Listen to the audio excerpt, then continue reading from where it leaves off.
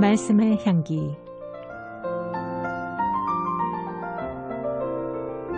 오늘은 경상남도 의령군 대의교회 성도경 목사입니다.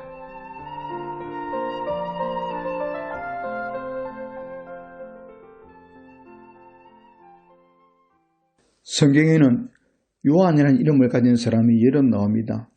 먼저 나오는 사람이 회개를 외치며 세례를 베풀었던 세례 요한입니다. 다음에 나오는 사람이 예수님의 제자 가운데 한 사람인 사도 요한입니다. 그 외에도 마가복음의 저자도 요한입니다. 시몬 베드로의 아버지도 요한이며 공형 가운데도 요한이라는 사람이 있었습니다. 이 요한의 이름은 여호와는 자비로우시라는 뜻을 가지고 있습니다. 그 이름의 뜻이 좋아서인지 당시 유대인들이 이 이름을 많이 사용했습니다. 이 요한이라는 이름이 초대교회 이후 그리스도인 가운데 가장 흔한 이름 가운데 하나가 되었습니다. 그렇게 많은 그리스도인들이 요한이라는 이름을 따라서 부른 이유가 무엇일까요?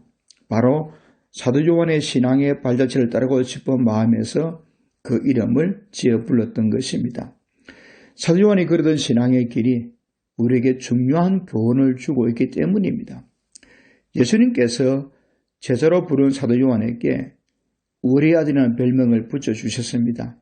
한마디로 성경에 불같은 사람이었다는 것입니다. 한 번은 이런 일이 있었습니다. 가버나움에서 어떤 사람이 주님의 이름으로 귀신을 내쫓는 놀란 역사를 나타내고 있었습니다. 요한이 그 사람을 만나서 함께 예수님을 따르자고 권했습니다. 그런데 그 사람이 거절을 합니다. 그래서 요한이 주님의 이름으로 그런 사역을 하지 말라고 책망합니다. 요한은 참으로 속이 좁은 사람이었음을 보여주는 장면입니다. 또 이런 일이 있었습니다. 예수님께서 십자가를 지시기 위해 제자들과 함께 예루살렘으로 가시는 중이었습니다. 가는 도중에 사마리아 사람의 마을을 지나게 되었습니다. 그런데 그 마을 사람들이 예수님의 이름을 받아들이지 않았습니다.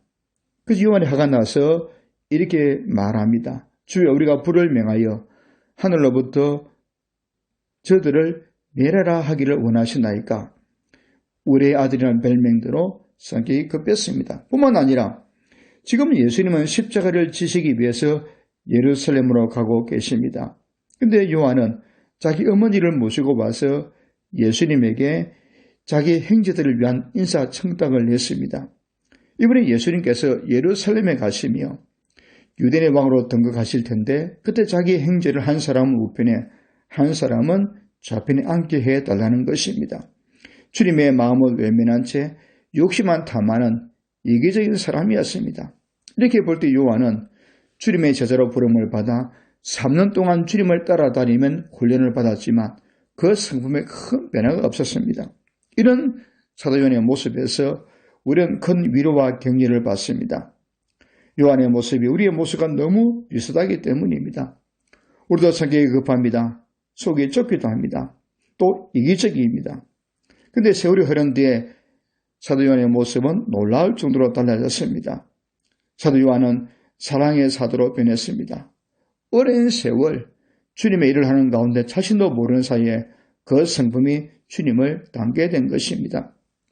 그렇습니다. 주님은 처음부터 남달리 모든 면에서 뛰어난 사람을 부르시는 것은 아닙니다. 연약하고 허물이 있고 부족한 부분이 있는 사람들을 주님의 일꾼으로 부르십니다. 그리고 훈련시키시고 또 사역하게 하시면서 조금씩 새롭게 변화시키십니다. 주님께서 고쳐서 쓰십니다. 세월이 흐르다 보면 어느새 주님을 닮아가게 됩니다. 그러므로 자기 자신을 보면서 너무 형편없다고 낙심하거나 자책하지 마시기를 바랍니다. 주님은 우리를 변화시키시는 분이십니다. 그리고 자신을 주님 손에 맡기시기를 바랍니다. 주님께서 여러분을 변화시켜 주실 것입니다. 말씀의 향기. 경상남도 의령군 대의교회 성도경 목사였습니다.